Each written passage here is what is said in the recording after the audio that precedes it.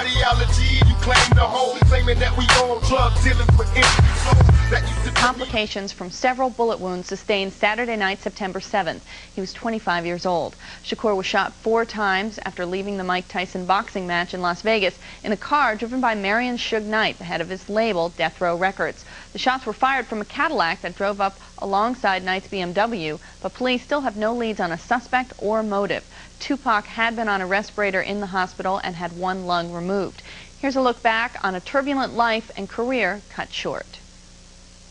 Tupac Shakur's public life began when he joined the seminal Bay Area rap ensemble Digital Underground. First as a tour dancer, then as a rapper. Tupac, go ahead and rock this. Now I clown around when I hang around with the underground. Tupac demonstrated his range as a performer when his first solo record, Tupacalypse Now, was on the charts at the same time as his critically acclaimed feature film debut in the violent coming-of-age drama Juice. If you want respect, you gotta earn it. You damn right. You gotta be ready to go down. Stand up and die for that like Blizzard did, if you want some juice.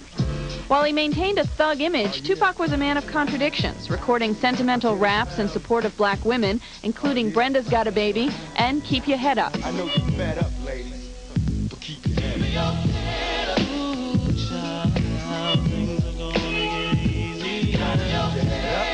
Because I was raised by a woman half my life and then thrown to the streets, it's like I got the woman side, then I got real rough, manly values like forced on me.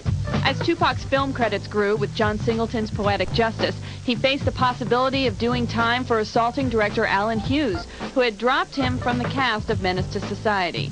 If I have to go to jail, I don't even want to be living. I want it to cease to exist for however long they have me there. And then when I come out, I'll be reborn. You know what I'm saying? I'll be taking less problems. And my mind will be sharper and the venom will be more potent. You know what I'm saying? So they shouldn't send me there. They should really try to, you know, it's like you don't throw more gasoline on the fire to put it out.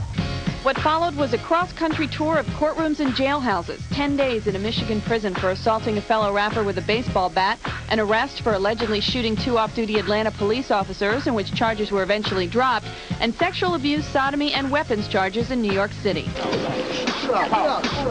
The day before he was convicted of sex abuse in New York, Tupac was shot 5 times in the lobby of a Times Square recording studio. The crime was officially classified as a robbery, and the police dropped their investigation when Tupac failed to cooperate. That situation with me is like what comes around goes around.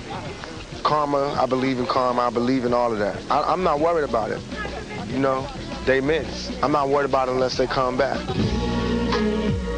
While serving his sentence for sexual abuse, Tupac's 3rd solo release, Me Against the World, spent 4 weeks at #1. It was a trip.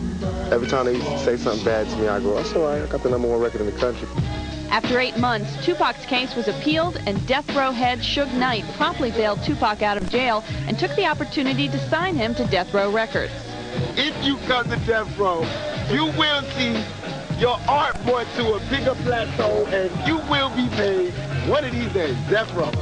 Tupac turned his troubles into a career that was bigger than ever. His double album Death Row debut, All Eyes on Me, sold more than 5 million copies, scored a #1 single, and included tracks with new label mates Snoop Doggy Dogg and Dr. Dre. Out on bail, fresh out of jail, California dreaming. Soon as I step on the scene, I'm hearing screaming. With 3 years past since Snoop's last solo release and the departure of Death Row co-founder Dr. Dre to start his own label, Tupac became Death Row's artistic centerpiece, as well as its biggest mouthpiece. Death Row and Tupac shared a common enemy, the New York-based Bad Boy Entertainment. Tupac had earlier implicated Bad Boy producer Sean Puffy Combs and star artist and Notorious B.I.G. in his 1994 shooting. Bad Boy Records. That's for Bad Boy Records. I love y'all. But despite his taunts, Tupac realized danger could be around the corner. Back in New York City for this year's Video Music Awards, just 3 nights before he was shot in Las Vegas, Tupac surrounded himself with bodyguards and clutched a walkie-talkie throughout the evening as a security precaution. We are businessmen. We are not animals. It's not like we're going to see them and rush them and jump on them. If they see us and they want drama, we're going to definitely bring it like only Death Row could bring it. Once again, Tupac Shakur dead at the age of 25 of gunshot wounds sustained Saturday night, September 7th in Las Vegas. Police still have no leads on suspect or motive. Shakur recently finished shooting the movie Gridlock, in which he plays a heroin addict. It's due out early next year.